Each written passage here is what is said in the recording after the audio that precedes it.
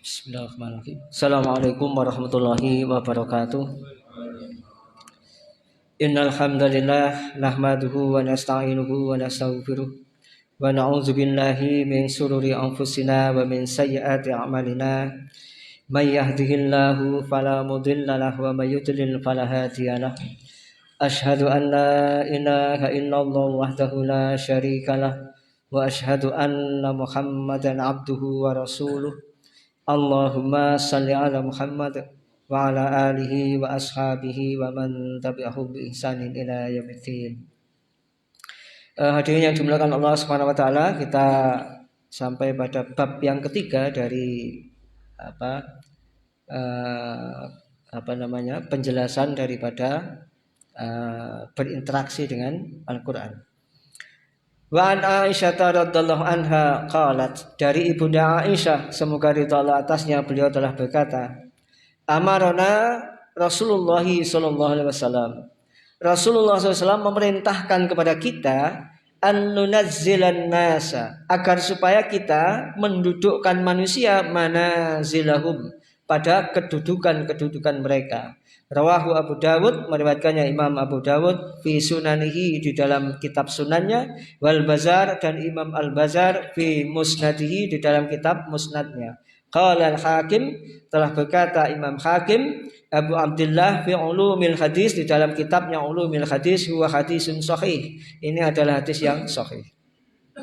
Hadirin dimuliakan Allah Subhanahu wa taala, ini adalah perintah Rasulullah SAW secara umum kepada kita, bahwa kita diperintahkan memperlakukan manusia, memperlakukan seseorang itu sesuai dengan kedudukannya. Misalnya kita ketemu dengan Pak Camat, maka kita harus perlakukan beliau sebagaimana kedudukan seorang camat. Meskipun dulu waktu kecilnya itu teman bermain. Biyen cilikane kancaku dolan ning kali bedadung. Gaene tak delep-delep, saiki tak delep neh, ndak boleh. Ini perintah Rasulullah, mendudukkan seseorang sesuai dengan kedudukannya. Demikian juga orang-orang dengan kedudukan yang lain. Mereka kita diperintah untuk memperlakukannya sebagaimana kedudukan mereka. Jadi tidak boleh disamaratakan. Imam Nawawi rahimahullah membawakan hadis ini menunjukkan bahwa ahlul Quran itu punya kedudukannya khusus dalam agama kita. Karena itulah orang-orang yang penghafal Al-Quran, ahli Al-Quran, ya, guru-guru Al-Quran itu juga diperlakukan sebagaimana layaknya seorang guru Al-Quran. Nah, tetapi sebagaimana hadis yang lalu telah kita bahas sebelumnya, tentu ahli-ahli Al-Quran tidak boleh menuntut, saya ini hafal Quran harus dihormati begini dan begini, harus diperlakukan seperti ini, itu juga tidak boleh, ya. Jadi satu sisi kita diperintah oleh Rasulullah SAW, ya, untuk menghormati kedudukan orang-orang yang punya kedudukan. Kalau di hadis yang sebelumnya adalah kita menghormati orang tua karena tuanya, bukan karena berilmu atau tidak, kalau dia sudah tua kita diperintah untuk menghormatinya. Yang kedua adalah ahlul Quran. Nah, ahlul Quran ini selain dia diperintah oleh Rasulullah untuk dihormati, mereka pun juga terkena kewajiban ini. Dia juga harus menghormati orang tua. Misalnya ada ahlul Quran, hafidz Quran, tapi kemudian bicara dengan orang tua nyengol-nyengol gitu ya. Meledak-ledak. Nanti mbah, dinteni kan mau gak teko-teko. Misalnya mbah itu seneni, itu ya berarti ahli Quran, ya, yang tidak bisa membawa diri, ya. Ini termasuk yang menghormati Quran itu, ahli Quran itu ada perintah ghairul ghali, tidak melampaui batas fihi, di dalamnya, wal jafi anhu, ya. Baik kita kepada ahli Quran itu tidak boleh melampaui batas, apalagi sampai mengkultuskan. Mereka pun tidak boleh menuntut kita membuat standar menghormati ahli Quran itu harus begini. Sampai kalau ketemu saya harus begini, nunduk 90 derajat misalnya, sampai bungkul. Nah, itu juga tidak boleh. Nah, ini hadis ini juga berkait dengan hadis sebelumnya, bahwa kita diperintah untuk menghormati orang-orang sesuai kedudukannya, termasuk di dalamnya ahlul Quran. Ya, itu juga harus kita kita hormati. Nah, tapi sebaliknya ahlul Quran pun juga terkena kewajiban ini. Ya. Kalau dia misalnya mau pindah ke suatu tempat misalnya, meskipun dia seorang hafid, ya tetap lapor Pak RT. Tetap lapor Pak RW. Tidak boleh saya ini hafid, Pak RT yang harus ke sini misalnya. Itu juga tidak boleh ya. Jadi perintah untuk mendudukkan seseorang sesuai kedudukannya ini berlaku secara mutlak pada siapapun. Nah, ahlul Quran itu termasuk orang yang punya kedudukan. Wa an Jabir bin Abdullah radhiyallahu an, dari sahabat Jabir bin Abdullah semoga ridha atasnya, anna Nabiya sallallahu alaihi wasallam, sesungguhnya Nabi SAW kana adalah beliau yajma'u, beliau mengumpulkan baina rajulaini, di antara dua orang laki-laki, min qatla Uhudin, dari orang yang terbunuh di perang Uhud. Summa yaqul, kemudian beliau bersabda, ayyuhuma, mana di antara keduanya, aksaru ahdan, yang lebih banyak mengambil lil Qur'ani, pada Quran. Fa inusira, ketika ditunjukkan ila ahadihima, kepada seorang di antara keduanya, qadamahu fil lahdi, maka beliau mendahulukannya, memasukkan ke dalam lahat. Rawahul Bukhari. Hadis ini sahih, diriwayatkan oleh Imam Bukhari. Dalam riwayat ini, di perang Uhud itu ada beberapa korban, di antaranya ada 70 sahabat yang syahid. 2 di antaranya dimakamkan dalam satu liang. Jadi memakamkan 2 jenazah dalam satu liang itu boleh. Itu dibolehkan. Nah, ketika hendak memasukkan ini, Nabi bertanya, mana di antara keduanya ini yang paling banyak menghafal Quran? Ketika oleh sahabat ditunjukkan yang ini ya Rasulullah, maka yang paling banyak menghafal Quran ini yang didahulukan.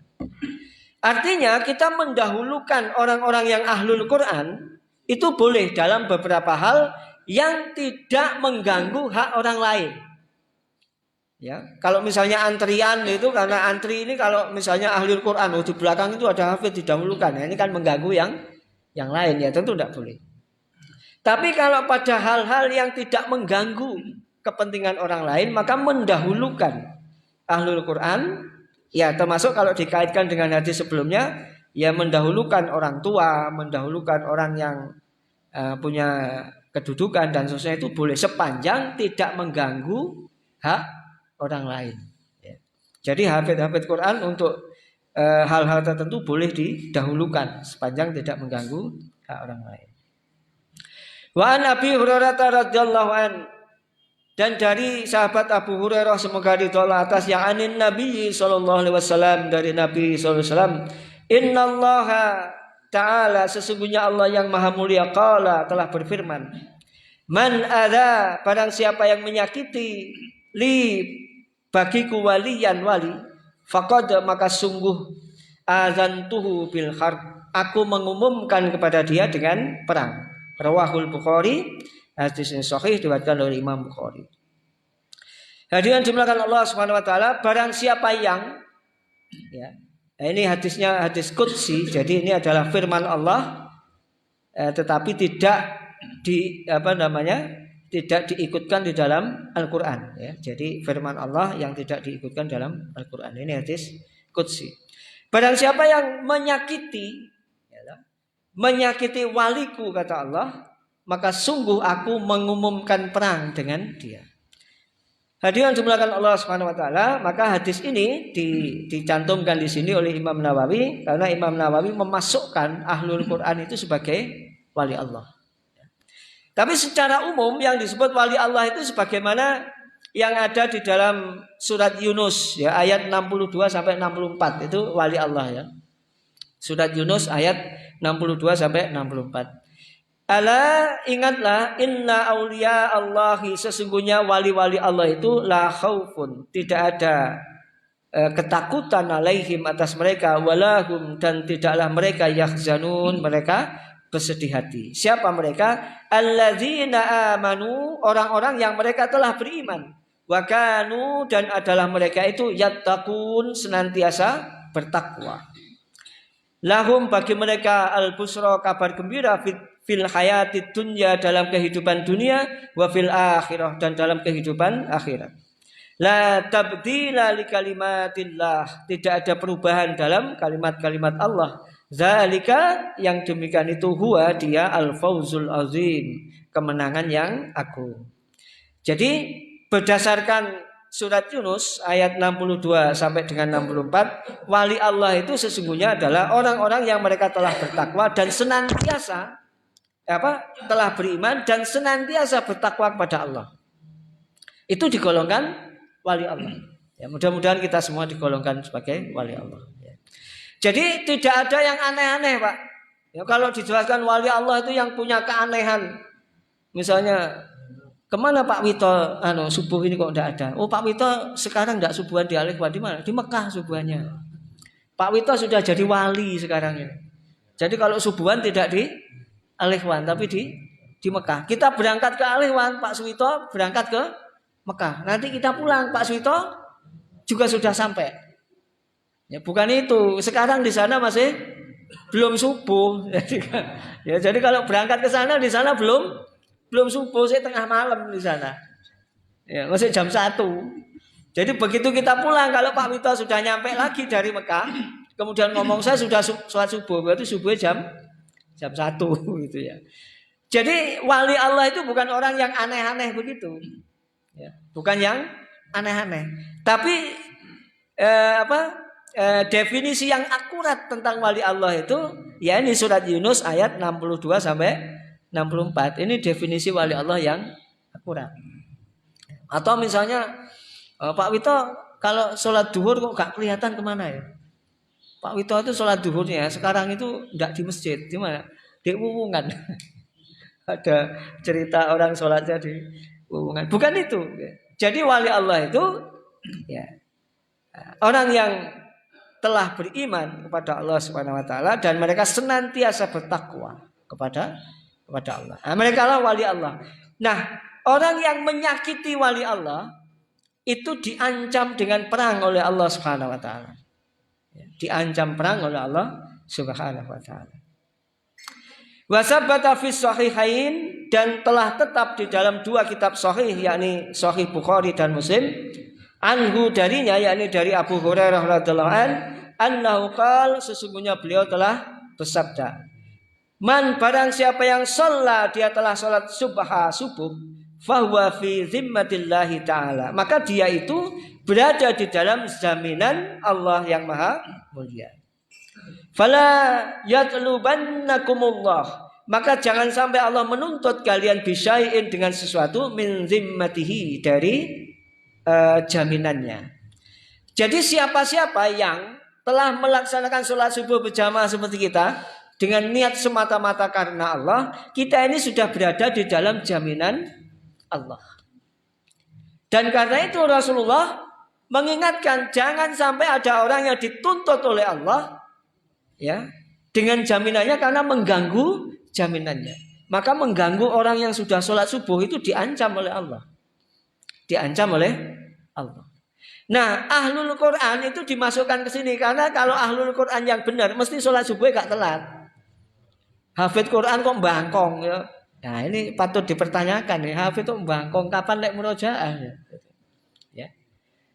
Jadi hadis ini dicantumkan beriringan oleh Imam Nawawi ya toh, bahwa hafid Quran itu tergolong walinya Allah, ya. Kemudian di hadis yang kedua bahwa orang yang sholat subuh seperti kita berjamaah, mudah-mudahan kita digolongkan sebagai orang yang masuk jaminan Allah. Maka para ahli Quran itu juga dijamin oleh Allah, dilindungi oleh Allah. Karena itu jangan diganggu, jangan diserobot hak-haknya. Ya. Maka orang yang mengganggu orang yang dalam jaminan Allah akan dituntut oleh Allah. Ya. Jadi ahli Quran itu termasuk dalam jaminan Allah. Ya. Tentu ahli Quran itu juga masuk ke dalam hadis ini, yakni sholat subuhnya tidak telat. Nah, ahli Quran hafal Quran tapi bangkong kayak ini ya patut dipertanyakan gitu. Wa anil imamainil jalilaini, dari dua orang imam yang mulia, Abi Hanifah, yakni Imam Abu Hanifah, wa Syafi'i, dan Imam Syafi'i, rahimahumallahu taala, semoga Allah merahmati keduanya. Qala, beliau berdua berkata, In lam yakunil ulama, apabila ulama itu bukan aulia illahi, wali-wali Allah, aulia Allahi, wali-wali Allah, falaisa lillahi waliyun, maka Allah tidak punya wali. Artinya Imam Syafi'i dan Imam Abu Hanifah itu dua-duanya menyatakan bahwa yang disebut para wali Allah itu adalah para ulama, ya, yakni orang-orang beriman dan bertakwa tadi itu, yang ditambahkan berilmu, karena ada hadis-hadis lain yang menunjukkan demikian. Jadi bukan orang yang aneh-aneh tadi itu. Jadi ini Imam Syafi'i dan Imam Abu Hanifah menyatakan demikian. Jadi itu yang dimaksud wali adalah para ulama. Seandainya ulama itu bukan wali, ya tentu tidak ada yang namanya wali Allah. Itu kata Imam Syafi'i, demikian juga kata Imam Abu Hanifah. Qala al-Imamul Hafidz, telah berkata imam yang hafidz, Abul Qasim Ibni Asakir, Imam Abu Qasim bin Asakir. I'lam ya akhi, ketahuilah wahai saudaraku, wafaqallah, semoga Allah memberi taufik kepada kita, kepada kami, wa iyyaka, dan kepada kamu, limardatihi, kepada keridhaannya. Wa ja'alna, dan mudah-mudahan Allah menjadikan kita mimman, dari orang yang, atau termasuk golongan orang yang yaghsyahu, yang takut kepadanya, wa yatqihi wa yattaqihi, dan bertakwa kepadanya, haqqa tuqati, dengan ketakwaan yang sebenar-benarnya. Beliau berkata, anna luhumal ulama'i, sesungguhnya dagingnya ulama itu masmumatun, beracun. Jadi Imam Ibnu Asakir mengatakan dagingnya ulama itu beracun. Wadatullahi, dan sungguh kebiasaan Allah, fi hadki asdari muntakisihim ma'lumatun. Sungguh ya, kebiasaan Allah dalam menyingkap astari, satir atau tutup, ya, muntakisihim, orang-orang yang mencela mereka, yang mengumbar aib mereka, ma'lumatun, telah diketahui. Wa annaman atlaqa lisanahu, dan sesungguhnya orang yang melontarkan lisannya atau melontarkan perkataannya, fil ulama'i, tentang para ulama, bisalbi, dengan yakni bisalbi, membuka aib, ibtalahu Allahu ta'ala, maka Allah yang maha mulia akan memberikan bala kepada mereka, qabla mautihi, sebelum kematiannya, bimautil qalbi, dengan kematian hati. Falyahdzar, maka beliau Imam Ibnu Asakir menyitir satu ayat di surat An-Nur ayat 63, falyahdzaril ladzina yukhalifuna an amrih, hendaknya takut orang-orang yang menyelisih daripada perintahnya, yakni perintah Nabi SAW, antusibahum, ya, dari Allah menimpakan kepada mereka fitnah, atau fitnah menimpa mereka, au yusibahum azabun alim, atau azab yang pedih akan menimpa mereka. Hadirin dimuliakan Allah Subhanahu wa taala, ini adalah penjelasan Imam Ibnu Asakir bahwa para ulama di dalamnya adalah para hafidz, itu dagingnya itu beracun. Kalau ada orang yang punya keinginan untuk mengumbar aib mereka, mengundang kebencian kepada mereka, mereka itu rawan akan diazab oleh Allah, boleh jadi di dunia, boleh jadi di akhirat. Di dunia mereka akan dijadikan mati hatinya, ya, sebelum kematian fisiknya. Hadirin dimuliakan Allah Subhanahu wa taala, kita ini kadang-kadang awas ya, jangan mengganggu wali Allah, kualat nanti. Ya, nanti bisa gudikan seumur hidup. Takut dengan gudikan, ya, takut dengan kadasen dan seterusnya. Padahal penyakit yang paling berbahaya, bala yang paling berbahaya adalah matinya hati. Itu bala paling berbahaya, penyakit paling berbahaya. Bagaimana matinya hati? Ketika ibadah kepada Allah itu tidak lagi menjadi kenikmatan. Sholat sudah tidak menjadi kenikmatan. Lebih-lebih ketika sholat sudah menjadi beban. Puasa sudah bukan menjadi kenikmatan, tapi puasa menjadi beban. Baca Quran bukan lagi kenikmatan, tapi menjadi beban. Itu berarti penyakit hati. Hati sudah mulai mati. Ini orang yang membenci ulama Orang yang membenci ahlul Quran rawan terserang penyakit ini. Penyakit mati hatinya. Mendengarkan orang baca Quran tidak lagi senang, tapi benci. Melihat orang taat itu juga benci. Nanti pada puncaknya semua kewajiban agama ini menjadi kebencian. Bahkan seorang laki-laki itu punya kewajiban untuk menafkahi istrinya. Maka menafkahi istrinya sendiri itu pun menjadi beban. Wong wedok wong njaluk duit ae. Mbok liyane lho wong wedok lek gak njaluk duit sing lanang njaluk duit sapa? Mosok njaluk duit tanggane. Maka kalau ada laki-laki mengatakan kowe iki lho wong wedok kok njaluki duit ae, itu berarti hatinya sudah mulai berpenyakit. Karena yang namanya wanita, istri itu minta duit ya kepada suaminya. Minta sama Pak Naryo ya diseneni Bu Naryo. Ya Pak ya. Diseneni Bu Naryo. Tidak boleh. Demikian juga anak-anak itu ketika dia membutuhkan sesuatu sambatnya mesti kepada ayahnya. Kowe kok sambat tok sekolah biayane akeh. Sing sekolah penak karek dandan karek budal, bapake sing nyambut gawe iki. Ya itu berarti hatinya sudah mulai bermasalah. Nah, orang yang membenci ulama itu rawan terserang penyakit ini. Ini penyakit yang berbahaya. Ya penyakit darah tinggi yo bahaya juga, tapi ini lebih bahaya lagi. Karena darah tinggi kumat atau nang masjid yo awang-awangan, ya Pak. Ya. Ya misalnya jantungnya kumat mau ke masjid juga susah. Itu ya berat juga. Tapi yang lebih berat adalah matinya hati. Ketika agama ini sudah tidak lagi ada kenikmatan. Gak nang masjid Pak, alah sholat ya gak sholat podo ae. Sholat ya ngono, gak sholat ya pancat. Sekaruan gak sholat. Itu penyakit sudah. Kok gak mulai Pak? Walah mulai malah dijaluk duit karo wong omah. Karuan gak mulai pisan. Itu penyakit itu. Wong lanang ora gelem balik, dilek dijaluki blonjo. Nah orang-orang yang membenci para ulama itu akan terkena penyakit yang justru penyakit yang sangat fatal, sangat berat. Nah orang yang sudah mati hatinya sebelum kematian fisiknya ini rawan jatuh ke dalam su'ul khatimah. Na'udzubillah kalau sudah su'ul khatimah. Orang sakit jantung insya Allah kalau dia istiqomah ya husnul khatimah. Orang darah tinggi, asam urat macam-macam insya Allah dia tetap husnul khotimah. Tapi kalau mati hatinya, berpenyakit hatinya, maka ini rawan su'ul khotimah. Rawan su'ul khotimah. Apalagi kalau sampai misalnya ya keluar apa istrinya, Mbak, bapaknya kok surah mulai lah, aku malah seneng lek Pak gak mulai. Mulai aku malah sumpek mangan gak enak, turu gak penak.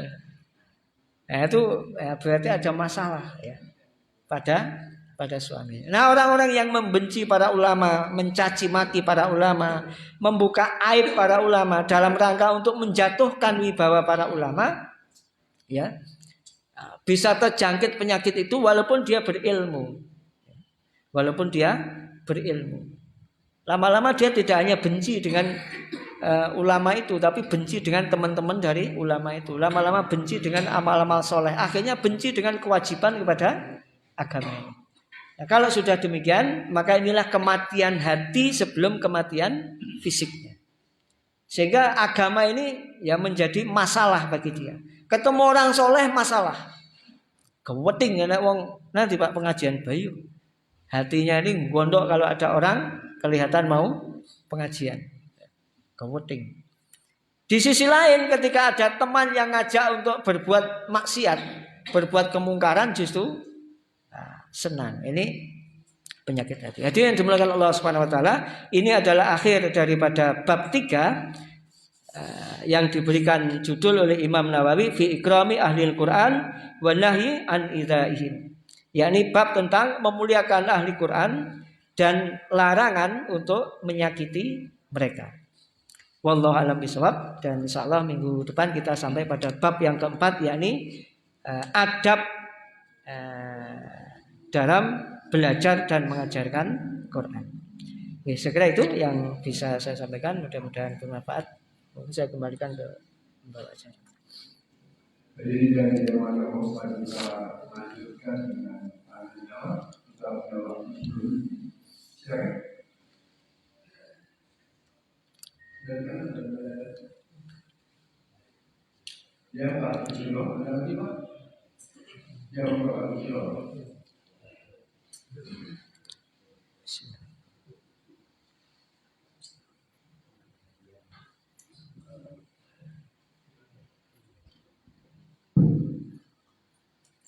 ahli Quran itu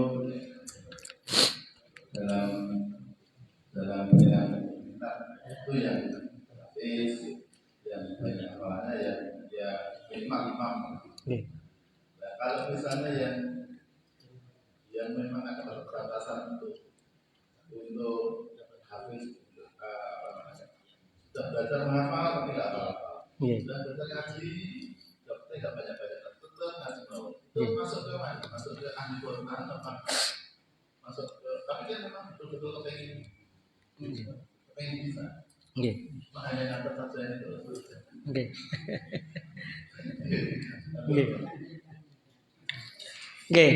Jadi pada hadis-hadis yang lalu di bab 1 telah dijelaskan ya bahwasanya sebutan ahlul Quran, sebutan sahibil Quran ya, sebutan ahli Quran, sebutan sahabat Al-Quran itu langsung dari Rasulullah ya. Yang ini berlaku umum dengan orang-orang yang senantiasa berinteraksi dengan Quran. Hanya saja mereka itu kan juga bertingkat-tingkat, Pak. Tapi secara umum ya, di salah satu hadis ini misalnya gini. Man qara'al Qur'ana, barang siapa yang dia baca Quran wa amila bima fihi, dan dia beramal dengan apa yang ada di dalamnya ya. Maka dia sudah mendapatkan karunia albasallahu walidayhi tajan. Maka Allah akan memakaikan ya kepada dua orang tuanya tajan, mahkota yaumal kiamah, pada hari kiamat ya. Jadi orang yang baca saja ya, tapi juga meyakini, Pak ya, kita baca, kita meyakini bahwa ini firman Allah, bahwa ini adalah petunjuk hidup kita, dan beramal. Kita membaca dengan benar dan kemudian kita juga beramal, maka kita sudah boleh berharap karunia ini. Bukan hanya kita yang dimuliakan oleh Allah, tetapi orang tua kita. Jadi salah satu bentuk bakti kita kepada orang tua kita ya kita banyak berinteraksi dengan Quran. Maka insya Allah kita sudah masuk ke dalamnya, digolongkan sudah. Ya sama dengan kita tentara itu kan ada yang pangkatnya kopral, ada yang pangkatnya sersan kan gitu, ada yang jenderal kan begitu ya. Jadi ya bertingkat-tingkat. Tapi ya asal sudah daftar tentara dan diterima, maka dia sudah digolongkan tentara. Nah kita ini ketika kita sudah istiqomah berinteraksi dengan Quran ya, meyakini Al-Quran dan kemudian kita beramal dengan Quran, maka insya Allah kita sudah digolongkan ya. Demikian juga dengan wali tadi, karena kriteria dasarnya kan barang siapa yang telah beriman dan senantiasa bertakwa. Setelah kita beriman, yakin betul dan menjaga keyakinan kita kepada Allah Subhanahu wa taala, dan kita juga jaga ketakwaan kita ya, maka kita insya Allah juga termasuk wali-wali Allah ya. Jadi Pak Sodik ini juga insya Allah wali-wali Allah ya. Insya Allah begitu. Jadi kita semua insya Allah, Pak Naryo ini wali Allah ya. Dengan minimal adalah alladzina amanu wa kanu yattaqun. Itu sudah wali Allah ya. Nah soal derajatnya di mana, boleh jadi paling bawah ya. Tapi sudah digolongkan, sudah digolongkan. Ya, insya Allah begitu. Ya, jadi kalau kita istiqomah insya Allah sudah digolongkan. Ya soal posisinya di sebelah mana, yaitu hanya Allah yang tahu. Oke. Masih ada banyak Ustaz. Kadang-kadang kita melaksanakan ibadah kepada Allah, amalan apa saja, itu kadang-kadang kita itu pada saat itu pada saat malas, apakah itu masih bagian hati? Ini berbahaya juga ini kalau jangan malas itu ikuti terus. Tapi suatu saat iman kita bagus. Kadang-kadang kita urut cuma tidak sama ada membuat pekerjaan yang buat malas dan sebagainya. Apakah ini juga pendidikan? Terima kasih.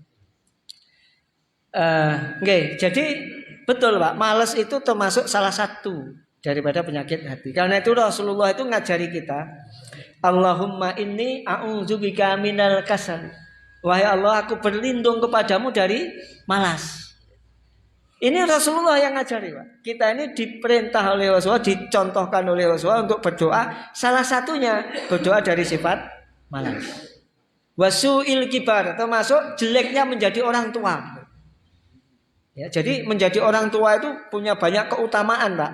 Tapi kita juga harus hati-hati. Kadang-kadang ya, karena kadang-kadang jadi orang tua itu juga menjadi masalah.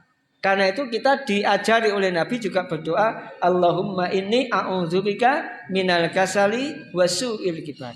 Dari malas dan menjadi orang tua yang bermasalah. Ya kira-kira begitu ya. Menjadi orang tua yang bermasalah. Jadi ya itu termasuk penyakit. Karena itu kita ya rajin-rajin berdoa kepada Allah dan minta pertolongan kepada Allah. Karena semuanya akan selesai kalau ya, kita ditolong oleh Allah. Ya, jadi ya, dengan pertolongan Allah maka ya. Tapi kalau tempo-tempo penyakit itu datang ya itu manusiawi Pak. Seperti kita tempo-tempo masuk angin kan. Kalau seumur hidup tidak pernah masuk angin kan ya boleh jadi istidrat itu Pak. Loh saya ini sudah 70 tahun tidak pernah masuk angin. Hati-hati. Boleh jadi itu istidrat. Fir'aun itu tidak pernah sakit Pak. Karena itu jadi kayak gitu. Karena tidak pernah sakit. Manusiawi. Jadi yang manusiawi itu ya kadang-kadang masuk angin, ya kadang-kadang males, ya kadang-kadang ya rodok memel, digugayu angel ya, tapi sekali-sekali Pak ya. Dan Rasulullah juga dijadikan oleh Allah pernah bangkong 1 kali Pak seumur hidup beliau. Artinya ya ada sifat manusiawi. Tapi hanya sekali Pak. Kalau kita boleh jadi berkali-kali ya. Tapi itu ya manusiawi ya. Artinya ada sifat manusiawinya di sana. Oke, saya kira seperti itu. Masih ada lagi? Pak Safi. Wali itu apa hanya diketahui oleh wali sendiri. Jadi sama-sama wali itu tahu kalau orang itu wali. Kalau orang awam itu tidak tahu. Jadi apa namanya? Ya tidak ada ketentuan bahwa wali itu yang tahu hanya wali itu. Karena di surat tadi itu, di surat Yunus itu dikatakan setiap orang yang beriman dan dia bertakwa, maka dia digolongkan ke sana. Nah kadang-kadang kita memang suka melebih-lebihkan. Ini orang Indonesia ini memang suka sing aneh-aneh Pak. Oh, tidak akan mengetahui siapa wali itu kalau bukan wali. Seolah-olah ini barang rahasia, barang yang susah gitu deh. Dan kemudian punya keanehan-keanehan tadi itu. Jadi itu ya tidak sepenuhnya benar Pak. Artinya kriterianya kan jelas. Lah kalau kedudukan wali Allah itu tidak jelas kriterianya, lalu bagaimana dibicarakan? Kan tidak bisa dibicarakan. Nah kita bisa membicarakan wali Allah itu salah satunya di surat Yunus tadi. Dan juga di hadis-hadis yang lain banyak. Pada prinsipnya adalah ketika seseorang ini telah beriman dan dia bertakwa kepada Allah ya, dengan benar-benar, maka insya Allah dia sudah termasuk golongan wali. Dan ada tanda-tandanya Pak ya. Di antaranya ya apa? Dia beribadah dengan ringan dan tidak apa namanya? Sebaliknya, yakni ringan dalam perbuatan kemaksiatan misalnya. Itu kan kelihatan. Oke, saya kira seperti itu. Apa itu kita tetap kami satu kajian sudah sebelum itu dengan doa